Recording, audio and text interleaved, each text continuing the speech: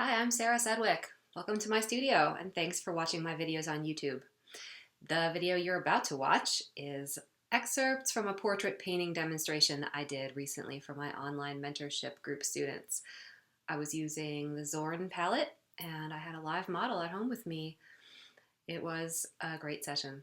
If you're interested in purchasing the entire hour-and-a-half long video of that portrait demo from block in to finish, there's a link right underneath. You can head over to my blog and purchase that. And stay tuned after the video for information on 2 Zorn palette portrait painting workshops that I have coming up this year in 2019. And of course, I've got a lot of still life painting and oil painting bootcamp workshops coming up this year as well. All the information about those is on my website, sarahsedwick.com. Okay, thanks for watching and enjoy the video.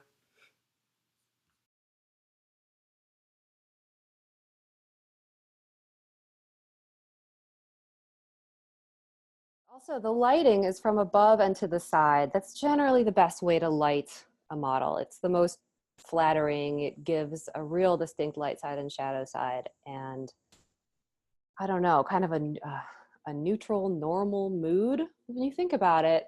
You know, if you light from below, it's like Halloween or telling ghost stories around a campfire. And if you light from directly in front, it's a police interrogation. And you know, so it's you got to think about mood, but the kind of standard is above and to the side.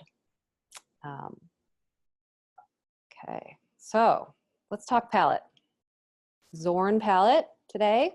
I posted a picture of this for you guys on Facebook with an explanation of what everything is, but quickly, I've got cadmium red, titanium white, yellow ochre, ivory black down here.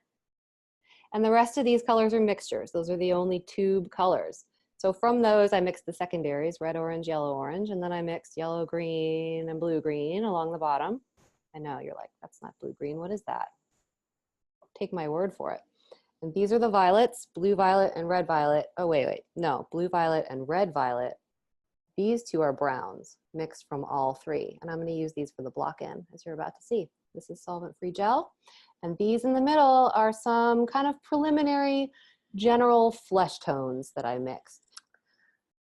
And yeah, that's already happening. Okay. Hey, Sarah. For a portrait, you want to make sure you keep the head in the upper 2/3 of the canvas so that it feels supported by the neck.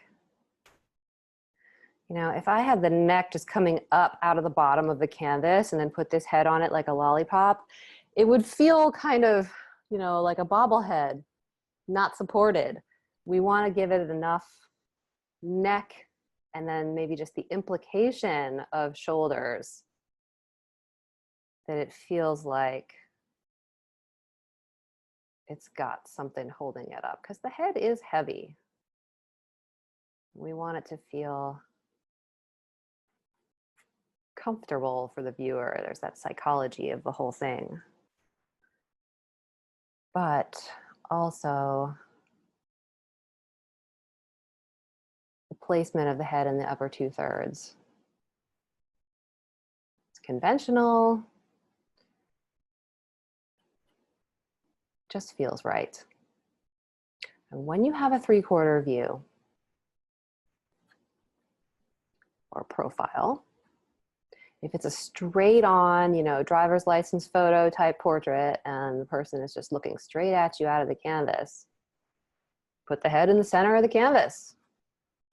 But if it's a slightly 3/4 view, I don't want to make that bun too big. She's not Princess Leia.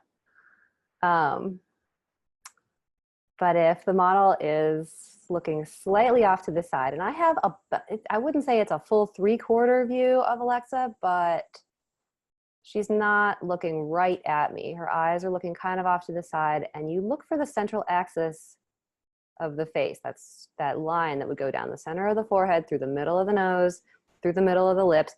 Is it right in the middle? Or is it curving around the front of the head and maybe slightly off to one side? And in this case, it is. And so what I want to do is notice that that makes the eyes also kind of line up on this front part of the head, and she's looking kind of in this direction. So I want to give the face more space on this side of the canvas than it's got on this side of the canvas. And I'm going to. It's going to be slight, right? But it doesn't need to be enormous. So let's say here's, as long as I've got more space on this side of the face, the eyes will feel like they've got something that they're looking into, space they're looking into. If I had the edge of the canvas right here and the eyes were here and there was more space in the back, it would feel very claustrophobic. So that's really like my main compositional consideration when I'm painting a portrait that's just a face. You should still work from a live model, even if you aren't slavishly trying to capture their likeness or don't think you can anyway. It doesn't have to be the goal. We can still get a lot of the benefits of working with a live model just by studying the way that light moves over the form. It doesn't come out looking exactly like them.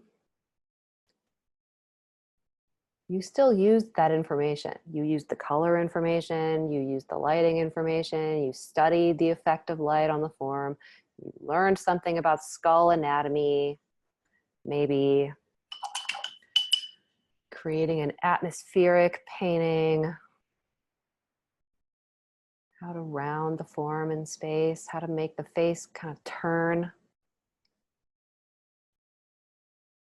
how to work on those edges in a portrait. Soft edges and lost edges, and that information is really hard to get in a photo. Lovely, lovely, lovely. Total lost edge between the neck and the shadow coming up onto the chin. And then where does the edge pick up again? I don't see that edge again until the jawline comes out past the chin. And there's this dark shape of, I don't know, the shirt or something that comes in here, or the neck, it doesn't matter. All I'm interested in is what's the contrast that's showing me the form? How can I see anything at all? You know, how do I see anything here?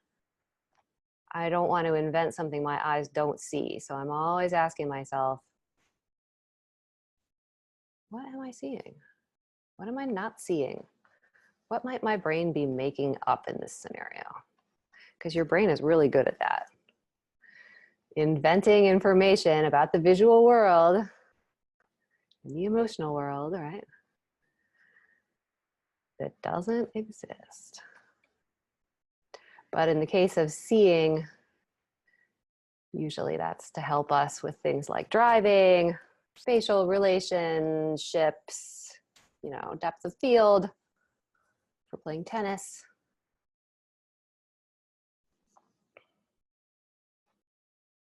For hunter-gathering. Can I eat that? And then the rest of it, not so helpful. When we're seeing, like, when we're learning to paint, so much of that is retraining our eyes to see like artists, and not in survival mode. I've got some lost edge between some of this hair and the background, and it's kind of messy, but you guys will remind me. And over here on the light side, the background is darker than the head, even though you would think this is the light side, but the background feels darker on this side than it does on this side. Use that darkness to pop out the head and define the form. Often, always, the face will have temperature zones. And let's do that now. I'm going to come down into her jawline, and even though this is in light right here, I'm going to just go into the paint that I've been using, and I'm going to cool it off just a little bit. There tends to be more blood closer to the surface in the cheeks and the nose and the ears, and a lot of artists will play that up in an extreme way, really for effect. But squint, right? Squint at the light side of the face. There isn't that much of a value difference, even where it feels that it's pink. So my goal is to keep those flesh tones, to keep it in with the light, so that when I squint at my portrait, I'm not creating this like haggard shadow under the cheek right here. This is all still the light side of the face, and the value differences are very slight. Okay, so changing the temperature is going to have a large effect, really, without you having to beat us over the head with it. My goal in portrait is always how subtle can I make the value difference and have it show up for you? Where a feature ends or where two areas come together like this, the edge of the nose, the bottom of the cheek, maybe I can show that with just values, you know, maybe I can put a little brush stroke of something warmer in the cheek here to show it kind of turning down toward that fold. And then in the fold there, I want it because I want to show the edge of the nose, but I don't want it to be a line necessarily. It's more of a brush stroke, really. So that means the lower lip transitions seamlessly into the skin around it. Squint and just try to see how that lower lip goes right into that value shape. Maybe the lower lip has three kind of areas just like the forehead did. A light on the side that's closest to the light source, a mid-tone in the center, and then on the right, farthest from the light source, we would have shadow side going right into the darks. They're around the mouth on that side, so it's connected.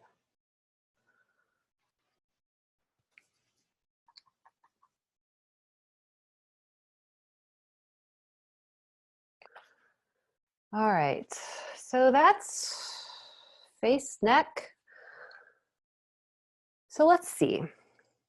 I'm not going to leave this, but she has blue eyes. I can't see green, greenish blue.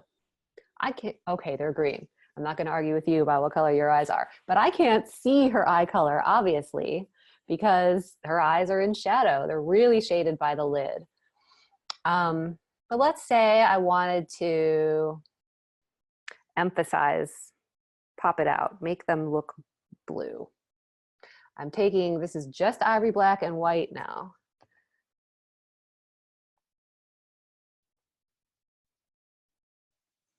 You guys see that? Let's make it more dramatic.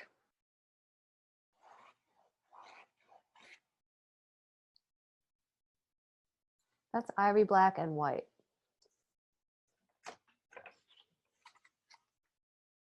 Look how blue that feels. That's the magic of Zorn palette. But you have to be careful when you mix that ivory black and white together that nothing else gets in it. Because if even a whisker of yellow ochre gets in there, you'll have green. I am really grateful to this palette. Like, using Zorn palette is, using this palette is how I learned to use black paint. Not just for this, period. Because where I went to art school, we didn't use black paint. That was one of the things that, you know, we were told by the teachers. We don't paint with black. Well, then why does black paint exist if we don't paint with black paint? Working with this palette is how I learned how to use it and how to use it in my other work, which I do, as you all know.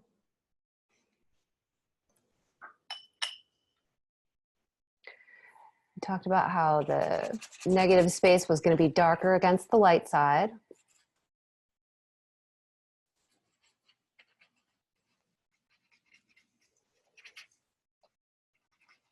Oh, the top of the head is very, the top of the hair is very kind of fuzzy, which I like.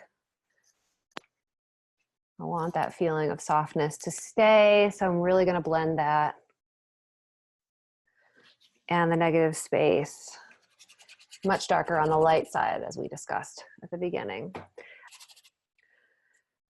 Okay, that's it.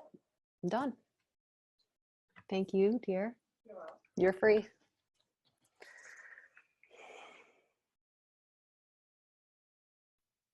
Let's see, can we get it without? Nope, more glare will be that way.